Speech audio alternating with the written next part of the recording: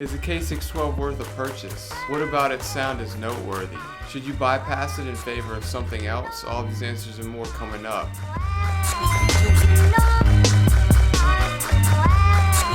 Greetings, comrade, and welcome aboard. Stuart Charles here, home studio of Essex.com, helping you make sound decisions leading to a beautiful audio experience that will make you fall in love with music, not gear, all over again. So, is the K612 worth a purchase? If you asked me that question a few months ago, I probably would have told you yes. But the more time I spend with it, the more I prefer the K702. Allow me to explain. It seems like every time I go back to this headphone, I immediately take it off and want to listen to something else. I've had both the K612 and K702 for over a year now, dating back to 2019 and 2020. And I find the K612 starting to collect dust. It's a surefire sign that I either need to sell it or give it away. My reasoning is that the sound signature, while incredibly flat, is also incredibly dull and boring. There's little excitement to the music. It sounds really dry. I really like that word Lachlan used in his review of the K612 way back when. It's dry like laundry day. Laundry day is a very dangerous day. Laundry day is a very dangerous day. It's not that it sounds bad, it's just hard to even explain. I think Critical's graphs of both the 612 and 702 illustrate exactly the point I'm trying to make. The 702, in my opinion, is a perfect headphone. It has just the right amount of emphasis on the mid-range, and the treble is not sharp or essy, regardless of what some audiophile internet snob tells you. Oh, I'm an internet snob too. It's almost like the K612 doesn't know exactly who it wants to be, which results in the frequency kind of getting lost and sounding directionless, like most of the haters who comment on my channel. Everything above 1K and going into the treble sort of weirdly melds together like fondue, but doesn't hit with purpose. It's too warm and gooey and blankety and woolly and clammy and hazy for its own good. You like that word salad? You want another one? Just say the word. Instead of going to those other freaking channels, you'll come here. The 702 by contrast is completely sure of itself, regardless of whether or not you think the mids are too forward. They're not. Too forward would be something like a Grado, alright? So take this rubber band. I think the K612 works incredibly well when you're just kicking back and relaxing on the couch. Speaking of, check out this shameless plug. Check out my Kick Back and Relax Homie t-shirt so you can listen to music in style, with a variety of colors. Act now while supplies last. Seriously though, when I first purchased the K612 and 702 and started listening, before looking at any graphs, I found myself consistently reaching for a 612 when I sat down to watch a movie. This completely goes hand in hand with how it sounds. It's laid back, relaxed, warm. Something I subconsciously crave when I'm winding down after a long day. By contrast, I'm reaching for a 702 when I'm gaming because it's much snappier, much livelier, and more open and revealing.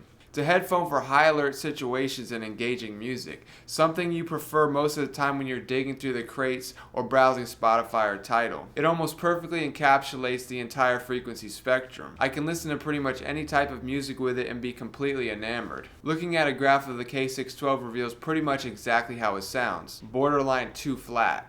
I find that when I'm listening to the music with the K612, I sort of just shrug my shoulders most of the time. There's nothing about the experience that really gets me excited or keeps me engaged all that much. The great thing about the K612 is that everything sounds right.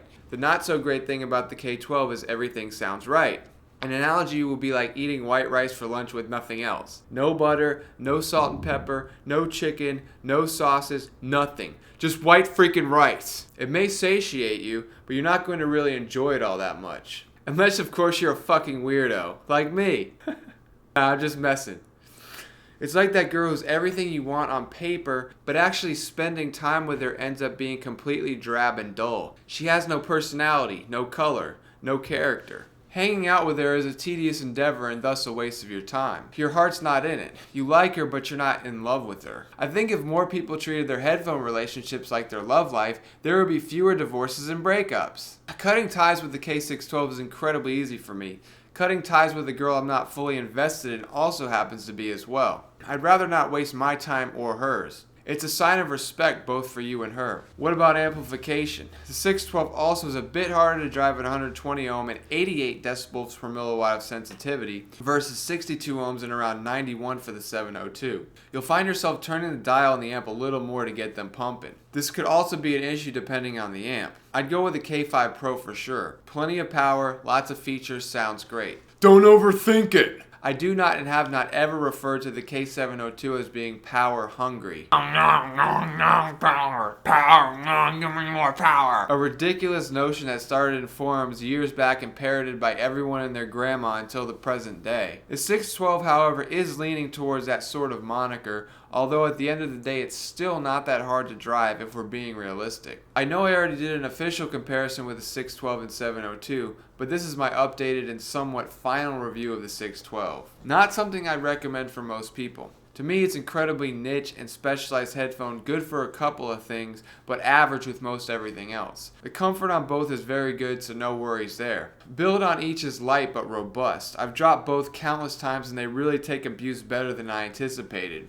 Like Mick Foley. Final word is I prefer the 702 over the 612 for sure, and I'd recommend one for most people. After over a year of listening dating back to 2019, it's getting to be my deserted island pick and actually just recently became my daily driver for everyday listening duties. Speaking of the K702, let's jump right in and find out why it's so valuable.